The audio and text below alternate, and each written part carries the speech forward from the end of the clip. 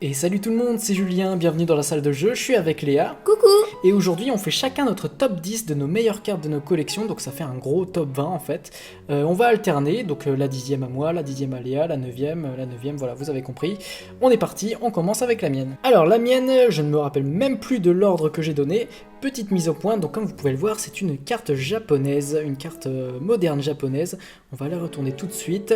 Et c'est un Kyogre Amazing, donc de S4A, donc l'équivalent pour nous de Destinée Radieuse en français. Voilà, alors la raison pour laquelle j'adore cette carte, c'est tout simplement, voilà, la version japonaise a tendance à briller beaucoup plus. Un magnifique plan ici, regardez. Et je trouve que de manière générale, de toute façon, les cartes japonaises sont plus réussies, à quelques exceptions près. Mais je les trouve plus réussies que les cartes françaises. Alors ça dépend, les VMAX sont meilleures en français, elles ont plus de texture, mais voilà, les cartes comme les Amazing Rares ou d'autres Full Art sont meilleures en japonais, je trouve. Parfait. À toi Léa ? Oui, alors, pour moi, 10e position. ça sera Farfaduvé V-Star. Alors, en 10e position, parce que c'est ma première V-Star qu'on a eu. J'ai pris un seul booster au hasard. Alors ça c'est dingue quand même, hein, parce que pour rappel, Léa a une chance colossale. J'ai ouvert je ne sais combien, d'ailleurs c'est sur YouTube, mais je ne sais combien de boosters Brilliant Star. Elle le premier, une V-Star, donc vraiment je la jalouse, vraiment je la jalouse. Mais très belle carte, hein. Voilà. Rapproche-la un petit peu qu'on fasse des plans texturés. Voilà, Farfa du V. Bon, c'est pas la meilleure des 4, mais ça reste une V-Star, voilà. On aurait pu tomber sur bien pire. Belle pioche, Léa, belle pioche. Alors, 9e position pour mon top 10. C'est une carte française. C'est laquelle ? C'est un Zekrom, alors qui date de l'époque noir et blanc de ma première chaîne YouTube. Je ne vous indiquerai pas le nom de mon ancienne chaîne YouTube, mais voilà, c'est énormément de souvenirs cette carte. Donc, le remake qui a été fait pour Célébration est aussi très très joli.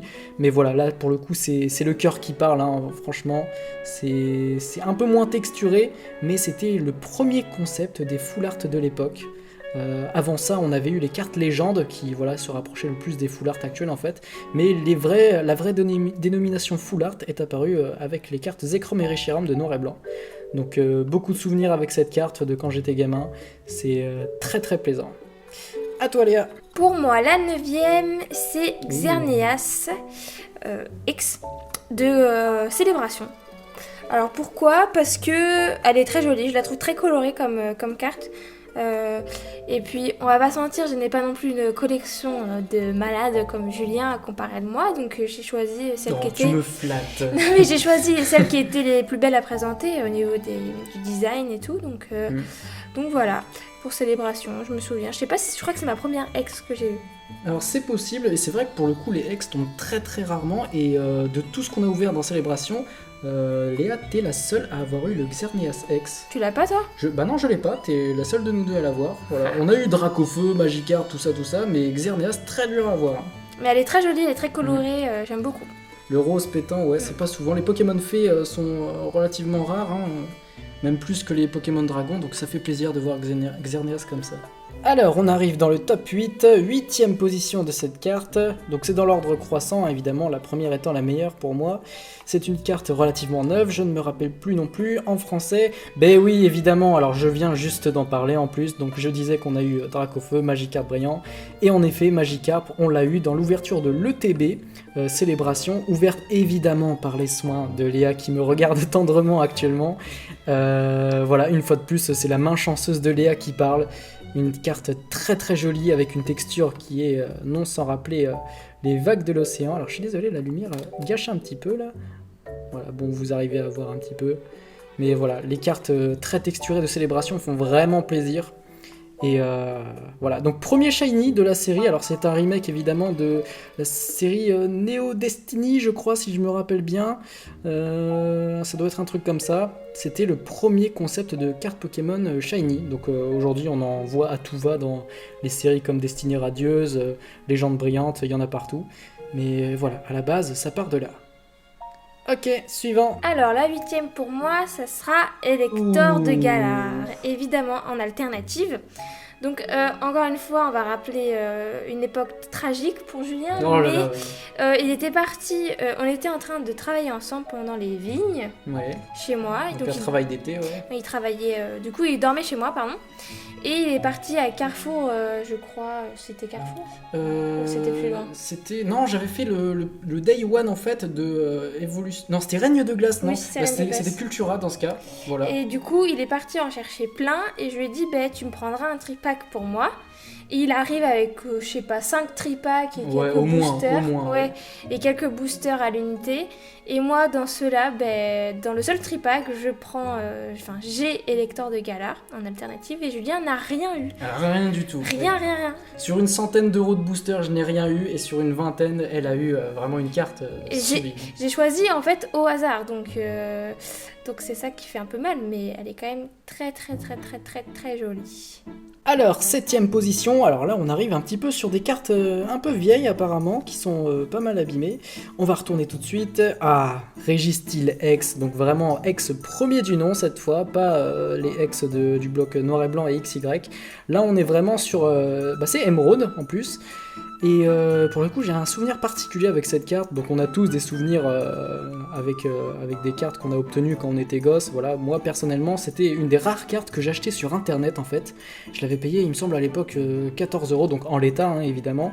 Je pourrais pas vous dire la cote actuelle, mais je me rappelle avoir été très surpris de voir qu'elle était relativement bon en fait, genre pour 14€. Déjà moi c'était toute ma race, 14€, c'était voilà, quand on est enfant forcément l'argent ne coule pas à flot.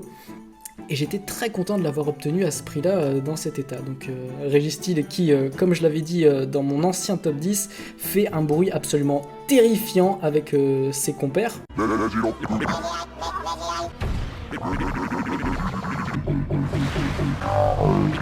Voilà, c'est un bruit qui me trigger à chaque fois que je l'entends. Très jolie carte. Suivant. Alors... Wow. Elector de Roquette, de Célébration évidemment. Je n'ai pas forcément d'attache avec cette carte, mais je crois que c'est la première rétro que j'ai pioché, si je me souviens bien. Ah oui, ouais, je crois que c'était dans une mini-tine, ouais. T'avais pas eu Florida avant? Ou peut-être. Non, c'était Elector, j'ai rien dit, ouais. Je me rappelle très bien, parce que moi j'étais à côté, je pleurais parce que j'avais rien, évidemment. Oui, donc voilà, Elector qui est quand même, j'aime bien, comme ça, très joli. Et pas grand chose à dire, mais voilà, une très belle carte quand même à mettre dans mon top 10. Voilà, ça reste des souvenirs tout ça, Célébration on s'en rappellera aussi je pense. Hein. Ok, prochaine carte, on est sur la 6ème je crois, si je dis pas de bêtises. C'est une carte française, et d'ailleurs il faudrait que je change le top qui commence vraiment à être abîmé. On la retourne sans attendre, et quelle surprise! Non mais Léa, tu vois ça? Est-ce que tu vois la spécificité de cette carte? Alors évidemment ce n'est pas une carte très banale, c'est une carte de ce que j'ai pu comprendre qui est utilisée en fait comme cale en fait pour les compresses de l'usine de cartes Pokémon. Alors vraiment c'est arbitraire ce que je dis, si vous avez plus d'infos n'hésitez pas à le dire en commentaire, mais c'est pas une carte qu'on est censé trouver dans un booster, voilà c'est une carte complètement buggée. Et c'est une carte qui doit, d'après les bords jaunes en tout cas, qui doit dater d'à peu près diamant et perle platine si je me trompe pas, parce que ce sont ces cartes de ces séries là qui ont les bords légèrement blantés en fait sur certaines zones, et qui ont les bords aussi fins surtout. Mais voilà, par contre j'ai vu des photos sur Pinterest de gens qui prenaient la peine de faire signer ces cartes en fait par les illustrateurs de cartes Pokémon, et pour le coup c'est un rôle parfait pour cette carte, donc si un jour je croise un illustrateur, j'hésiterai pas à lui faire signer. Voilà, très spéciale cette carte, on passe à la suite. Et nous avons Léviator Obscur. Donc celle-ci, c'est dans les dernières que j'ai eues, que je n'avais pas et que j'ai pris dans une mini-tine. Voilà aussi. Très contente de cette pioche parce que je la trouve quand même plutôt pas mal, plutôt jolie. Et puis voilà, donc il y a pas mal de célébrations, mais c'est vrai que mes plus belles cartes se sont retrouvées dans cette série. Donc voilà. C'est vrai que maintenant je pense que c'est la série que t'as le plus fait Célébration comparé à toutes les autres, parce que t'es arrivé quand on était en 2020, quand la hype a vraiment explosé, donc c'était Voltage éclatant, tout ça. T'avais pas mal fait Destinée radieuse, mais Célébration, je pense que t'as dépassé le quota maintenant. Oui, largement. De toute façon, c'était rentable. Donc, c'est vrai, les mini-tines, hein. Dès qu'on en trouve, on en prend. Hein. Très belle pioche en tout cas, Léviator, qui tombe pas souvent non plus, hein. Pas souvent du tout. Alors, on arrive dans le top 5, si je me trompe pas. C'est une carte légèrement abîmée, malheureusement. En français, on n'attend pas plus longtemps. C'est un Elector, et là on n'est pas sur du Célébration, non, on est bien sur des cartes d'époque qui date de Fossil, donc vraiment set de base, Jungle, Fossil, la 3e série de cartes sortie en français. C'est un élector holographique, à noter qu'à cette époque, alors c'est bizarre parce que le élector du set de base a un H en fait, pour rappeler Thor évidemment, le dieu de la foudre, mais ce élector de Fossil n'a pas de H et il a également uniquement 3 griffes à chaque patte, alors que l'artwork officiel actuel en a 4. Voilà, donc erreur cumulée, sur toutes les cartes c'est comme ça. Allez savoir pourquoi, ils ont changé d'avis entre temps, mais ça reste une carte magnifique. Hein. Les holographiques, set de base Fossil Jungle, on se les arrache. Je connais pas exactement son prix, mais dans cet état-là, ça reste très bon, très correct. Magnifique carte, Elector, Pokémon légendaire du trio des oiseaux légendaires de la première génération. Ça ne se démode pas. Allez, suivant. Mon top 5. Ah, encore du célébration. Bah, de toute façon, mes meilleures cartes sont dans cette série, mais bon, Florizard, voilà, il faut que je montre. Très jolie bestiole. C'est aussi pour montrer que j'ai des très bonnes cartes de célébration. Ah oui, alors pour le coup, ton quota, proportionnellement à ce que tu as ouvert, c'est phénoménal. Hein. Tu as une très très belle collection pour le peu que tu as ouvert, hein, si je puis dire. Oui, c'est comme ça, j'ai des mains d'or, et oui. Très joli, très bien cadré, Florizard, donc du set de base, le remake, le starter au dernier stade d'évolution. C'est pareil, comme Elector, c'est indémodable. Très joli. Félicitations d'ailleurs. Merci. Et alors là, le top 4, je ne vais pas vous montrer la carte du top 3 en fait, de 3ème position, parce que vous la devinerez à son dos. Je suis sûr même que la plupart d'entre vous l'ont déjà deviné. Pour cette carte en 4ème position, c'est une carte qui a l'air relativement neuve, sans plus attendre. C'est un Mewtwo set de base. Alors si j'étais exalté à l'idée de voir le Elector de Fossil, je le suis encore plus pour ce Mewtwo. Première édition, ça fait toute la différence, en plus de son état vraiment exceptionnel. C'est pour une carte qui date de plus de 20 ans, c'est une très très bonne trouvaille. Et encore, je ne vous ai pas dit le prix, c'était 15-16 € quand j'avais 13-14 ans, un truc comme ça, donc il y a 7-8 ans déjà. Et on peut maintenant facilement la trouver, facilement, je parle du prix, mais ça peut facilement aller jusqu'à 250-300 € dans cet état-là. En première édition évidemment, parce que l'édition 2 apparaissait en fait dans les decks de combat, et était beaucoup plus facile à avoir forcément, et elle cote beaucoup moins. Donc Mewtwo set de base, voilà, contour rouge, évoquant la puissance psychique, c'est également une carte mémorable. Suivant. Évidemment. Ouh, pas l'un sans l'autre. Tortank à la suite. Ouais. Bah voilà, pas grand chose à rajouter non plus, mais ça c'est Tortank, c'est le dernier que j'ai eu dans la dernière Minikin. C'est vrai, ouais, t'as la triade, hein, et c'est celui qui se faisait le plus attendre, alors que comparé à moi, les Tortank, j'en ai eu à flot en fait, et c'est Dracofeu que j'ai plus galéré, mais t'as eu Dracofeu avant Tortank pour le coup. Très joli. Bien, on arrive dans le top 3, donc la 3ème position, celle que je ne voulais pas vous montrer, vous allez le deviner tout de suite au dos, c'est une carte promo, et c'est Mew Antique, donc une carte promo qui a été distribuée à tous les enfants qui allaient voir le premier film Pokémon en fait, et cette carte, voilà, tout est montré là-dedans en fait, c'est à la fois le rétro, la promotion du film qui est très bien faite avec cette illustration très particulière. Cette carte elle était offerte dans un petit blister avec vous aviez aussi une carte qui permettait de décrypter en fait ce qui est marqué. Bon, il n'y a pas marqué grand chose de ouf, mais c'était toujours un petit plus d'un point de vue consommateur, et surtout le charme de cette carte mais vraiment est infini. Elle est je pense que elle fait vraiment partie des cartes incontournables à avoir dans sa collection. À toi Léa. Mewtwo X. Ça rappelle des souvenirs aussi. De célébration encore une fois, mais qui est vraiment très jolie. Vraiment, j'aime beaucoup l'effet rose et violet par exemple. Rose pour Xerneas et violet pour Mewtwo. Donc elle aussi ne tombe pas souvent, j'ai l'impression que les ex, et encore il y a aussi la GX de célébration qui vraiment ne tombe jamais, c'est pire que Dracofeu je crois. Mais les ex mettent du temps à arriver aussi, hein.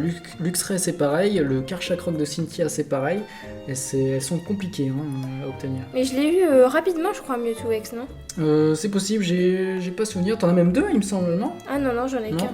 ok. Ouais, bah ça reste une carte à avoir, un beau contraste, et d'ailleurs j'ai l'impression qu'elle est plus contrastée que l'original. Je vais vous montrer l'original d'ailleurs pour comparer. Voilà, alors l'original elle est là, et regardez le contraste, et vraiment ça a rien à voir. Je sais pas si c'est ma carte qui a mal vieilli, pourtant je l'ai gardée dans le top pendant des années, depuis l'obtention. Et dites-moi en commentaire si vraiment votre carte a une différence de contraste entre le remake de Célébration et l'original, parce que moi vraiment ça m'a sauté aux yeux. Et j'ai commencé à m'interroger en fait si je l'avais pas trempé dans de l'acide entre temps ou voilà, ça m'a surpris. Donc n'hésitez pas à me dire ça en commentaire. Attention, avant-dernière carte, on est dans le top 2, deuxième position, médaille d'argent pour cette carte, c'est une carte japonaise. On retourne cette merveille et il s'agit d'un Dracofeu. Alors ce Dracofeu est absolument magnifique, de la série CP3 Pokékyun, une série spéciale pour la Saint-Valentin qui était sortie. Alors c'était le bloc XY, mais je me rappelle plus exactement de quelle année, peut-être 2016-2017, je sais plus, là je me suis pas informé avant de faire la vidéo, mais vraiment cette carte, ce qui fait absolument tout son charme, c'est à la fois la brillance, qui n'est pas sans rappeler évidemment les flocons qu'on peut même voir ici, et surtout l'artwork particulier du dresseur, qui se couple en fait avec les pré-évolutions Reptincelle et Salamèche, où on voit les deux personnages grandir en fait. On a un petit enfant qui a avec un Salamèche, un pré-adolescent avec un Reptincelle, et là on a un adulte accompagné de son Dracofeu qui affronte les vents frais de la neige. Très très jolie carte, vraiment à avoir également dans sa collection. Hop, suivant. Alors, deuxième position pour Lily. Ouh, alors là c'est vraiment du gros poisson, là. Hein. Bah la Mew Gold, évidemment, j'étais trop contente de l'avoir. C'est dans la dernière que j'ai pioché, celle-ci. Oui. J'ai plus ouvert de célébration après celle-ci et je suis très contente de l'avoir pioché parce qu'elle est vraiment trop belle. Et puis Mew en bleu, comme ça, en shiny, quoi, donc... Ouais, vraiment, les quotas des Minitines, c'est vraiment ce qu'il y avait de plus abordable et rentable, parce que dans la même Minitine, t'as eu le Tortank, qu'on a vu juste avant, et le Mew Gold. Ouais, c'est ça, voilà. Donc vraiment, on peut avoir de très bonnes pioches comparé au coffret Nymphalie, Lanceurien, tout ça. Si vous avez le choix, prenez les Minitines, hein, sans hésitation. Très jolie pioche, hein, très jolie. Mes chers compatriotes, on arrive à la meilleure carte de ce top 10. C'est une carte japonaise et plutôt vieille, comme vous pouvez le voir. À son dos, une carte dans un assez bon état. On va la retourner sans plus attendre. Il s'agit de l'indémodable Dracofeu set de base. Waouh, alors ça vraiment, mon amour pour les cartes rétro ne fait que décupler à travers le temps. Et ça l'est d'autant plus pour un Pokémon tel que Dracofeu, vraiment il est plus à présenter. Donc voilà, c'était le set de base en japonais, qui est arrivé évidemment avant le set de base français, avec cet artwork très populaire, très connu, voilà, de tous les Dracofeu qui circulent en ce moment. Donc voilà, sans surprise, cette carte, elle met tout le monde d'accord, elle est très jolie. Quelques micro-rayures, évidemment, c'est une carte relativement vieille, mais pareil, cette carte, je l'avais achetée 35-40 euros, je crois, il y a quelques années, et elle en vaut largement plus, hein. J'ai pas les chiffres en tête, mais facilement plus de 250 euros, un truc comme ça, voilà, dans cet état-là en tout cas.